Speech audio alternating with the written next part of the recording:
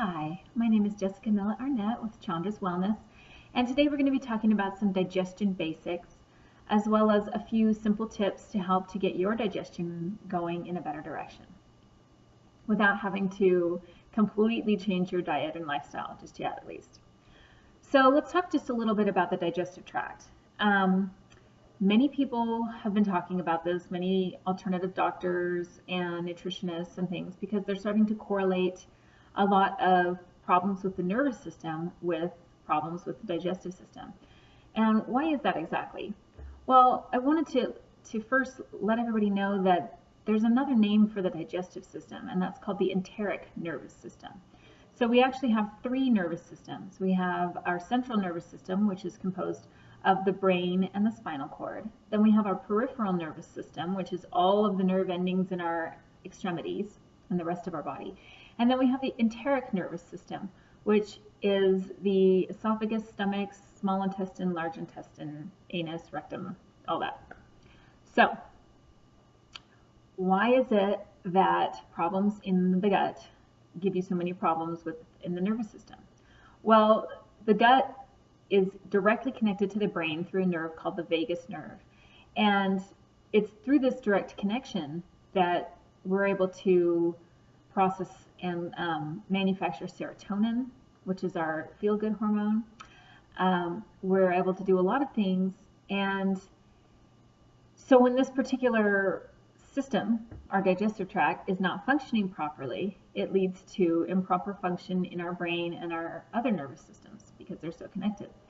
So let's just talk a little bit about the entire digestive process. So where does digestion begin? Just a little question. It begins in the mouth. And it begins before you even start eating. Because what happens is, as you're anticipating your food, whatever that food may be, you start to secrete saliva. Now, the saliva has enzymes in it, and those enzymes are meant to coat your food so that as soon as you swallow it, it continues to break down in your stomach. So that's why it's important to chew our food really well, because not only are we breaking it down and giving our stomach a little bit of help, but we're also coating our food in this nice enzyme-rich saliva, which helps it to digest better. And once the food gets to the stomach, the job of the stomach is to turn that food into a liquid as quickly as possible so that it can then be passed into the small intestine, and those tiny little villi, which are kind of like little fingers that are on the inside of your small intestine, they're able to grab and these little particles, which now have been broken down into basic things that we need, minerals, vitamins, fatty acids, all these things then go and absorb into the small intestine if that's functioning well. And then whatever is not absorbed is sent through the colon to be eliminated as waste. So that's essentially what happens when we digest food.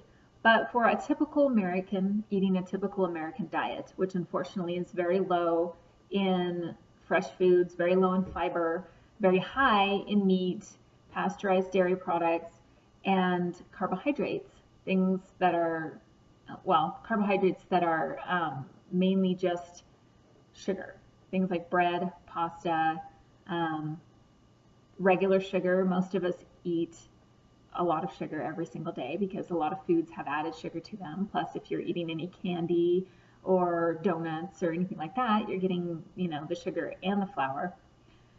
So when you add all those things together and you combine the fact that a lot of people minimally chew their food, they're not drinking enough water throughout the day, they're not getting enough green foods, enough fiber to like really move their stuff through.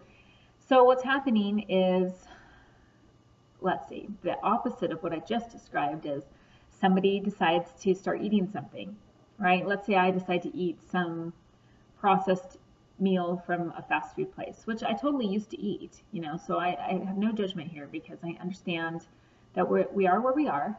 And if you're somebody who's watching this video, then that's probably because you're ready to make a change. And I know I was back, it was about 11 and a half years ago when I finally decided to stop eating that kind of food. And it's been a total process for me to get to the point where I am now. But let's say that that's your meal. You go, you're really hungry. You most likely are not don't have the amount of stomach acid that you need in order to fully digest your food, because a lot of people have an alkaline stomach. This is one of the few areas in the body that we want to be acidic, because we need those acids to break down our food in a timely manner. But let's say that a person does not have that. So what we have is somebody putting food in their mouth, chewing it minimally, right? So let's say that this is a hamburger from Wendy's or something like that. You're chewing it minimally, you're swallowing it. So there's a little bit of the enzyme activity going on. Well, your body then, as this stuff falls into your stomach, it's still in a largely whole form. So it's going to take hours and hours to break that down. So not only is your body going to have to secrete some of its pancreatic enzymes to make digestive enzymes, but you're most likely going to experience some gas and bloating as your food starts to ferment in your stomach before it is liquidy enough in order to pass into your small intestine. But let's say that it does finally turn into a liquid and it gets passed into your small intestine. And as it's there, it's not quite broken down as much as it would have been beneficial for it to be. So a lot of the nutrients that were in the food, are just passed right by the small intestine. They're not actually absorbed.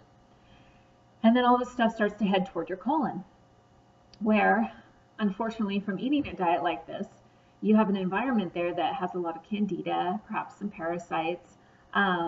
If you've taken into antibiotics, then you most likely don't have enough of the good gut bacteria to help to move your food along, and you end up constipated and not able to actually have a bowel movement. That's just one meal. Now multiply that by 3 times a day by however many years you've lived. And even if you are having a bowel movement every so often, that doesn't necessarily mean that you're healthy. All right, there's a lot of moving parts to the digestive tract. And as I've experienced, it can take many years and consistent effort to get to a point where things are functioning better. But there's a few different things that we can do to start out to really help this process along.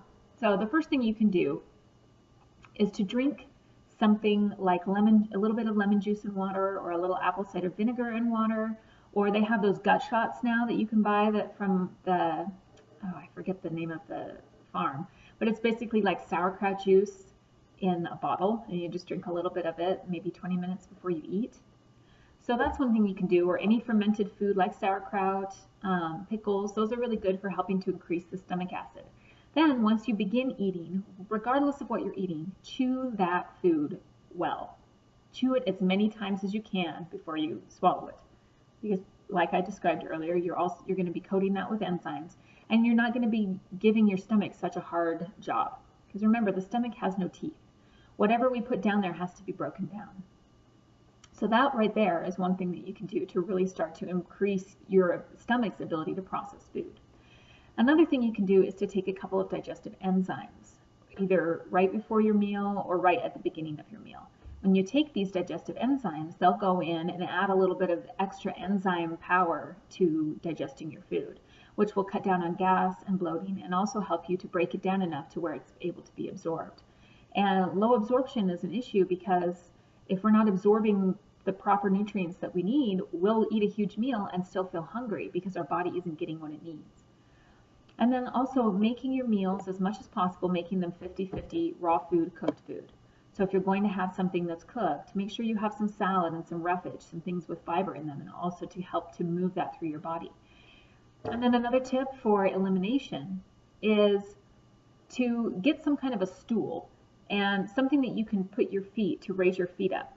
So the way that the typical American toilet is designed is not for easy elimination, because the way that the colon is in your body, the 2 weakest parts of the colon are the parts that are kind of right in front on the sides of our abdomen.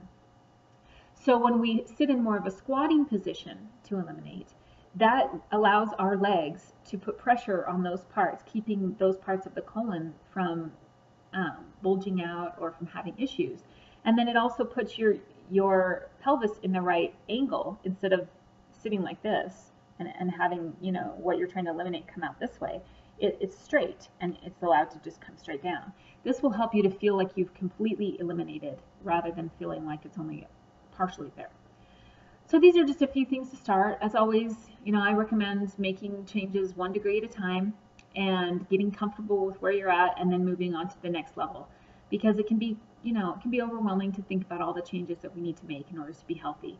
But just remember one thing, get good at that, and then move on to the next thing. And before you know it, you'll be in a completely different place than you were. So thanks for watching.